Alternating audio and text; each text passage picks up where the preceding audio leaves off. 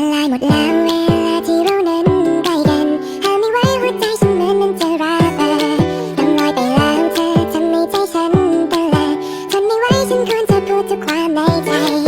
แต่มันติดขัดอยู่ทุกครั้งอัดอยู่อย่างนั้นพอถึงเวลาจริงๆก็ไม่กล้ามีคำในใจเป็นพละจะเก็บต่อไปก็คงบ้าตายเข้าสักวันก็เลยรวบรวมเอาคำว่ารักคำที่มันล้นภายในใจเป็นบทเพลงที่ฉันตั้งใจมอบให้เธอฟังเรียบเรียงจากเสียงของหัวใจที่รักได้ยินไหมเพลงรักนี้เป็นของเธอเท่านั้นและเพลงนี้มีชื่อว่าเธอ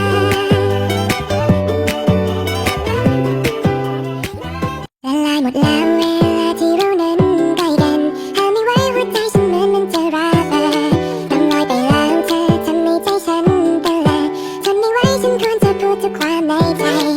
แต่มันติดขัดอยู่ทุกครั้งอัดอยู่อย่างนั้นพอถึงเวลาจริงๆก็ไม่กล้ามีคำในใจเป็น